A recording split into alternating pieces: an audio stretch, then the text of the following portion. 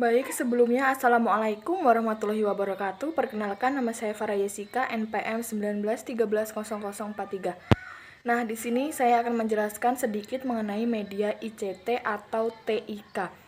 TIK merupakan dua aspek teknologi, yaitu teknologi informasi dan teknologi komunikasi. Teknologi informasi meliputi segala hal yang berkaitan dengan proses penggunaan sebagai alat bantu, manipulasi, dan pengolahan informasi. Sedangkan teknologi komunikasi adalah segala sesuatu yang berkaitan dengan penggunaan alat bantu untuk memproses dan mentransfer data dari perangkat yang satu ke perangkat lainnya. Jadi, teknologi informasi dan teknologi komunikasi adalah seperangkat alat yang membantu bekerja dengan informasi dan melakukan tugas-tugasnya yang berhubungan dengan pemrosesan informasi. Jadi, yang selanjutnya itu ada fungsi TIK dalam bimbingan dan konseling.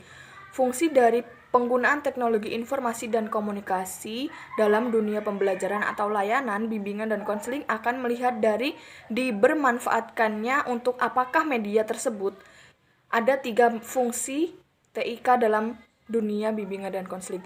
Yang pertama itu, TIK sebagai gudang ilmu pengetahuan dapat berupa referensi berbagai ilmu pengetahuan yang tersedia dan dapat diakses melalui fasilitas TIK, pengelolaan pengetahuan, jaringan pakar, dan jaringan antara institusi pendidikan.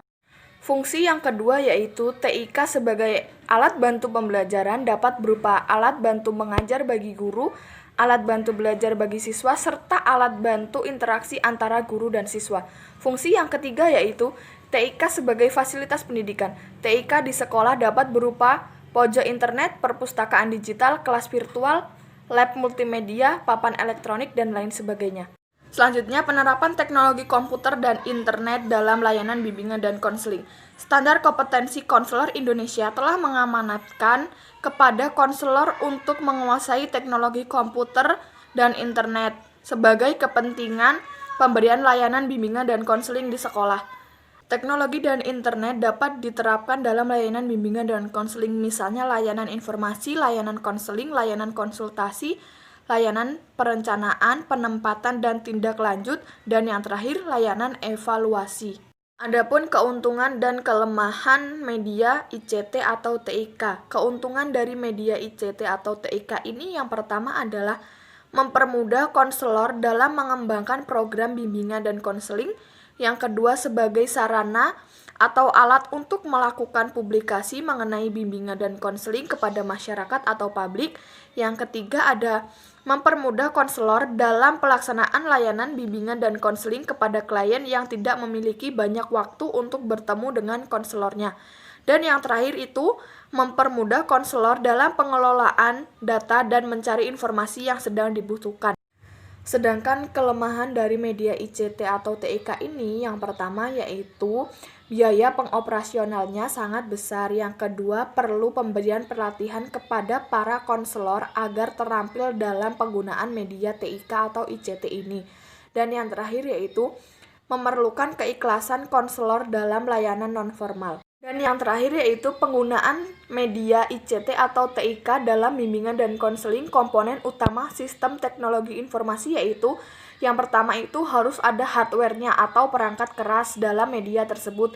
Yang kedua harus ada software atau perangkat lunak. Dan yang ketiga ada brainware atau orang yang menjalankan atau menggunakan media tersebut untuk memelihara sistemnya.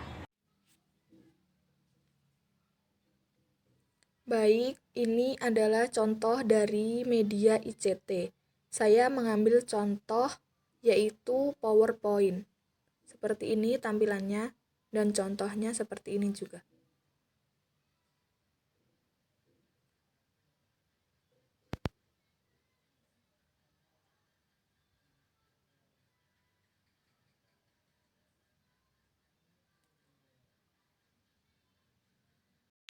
Sekian presentasi dari saya, kurang lebihnya saya mohon maaf, kepada Allah saya mohon ampun. Saya akhiri, wassalamualaikum warahmatullahi wabarakatuh.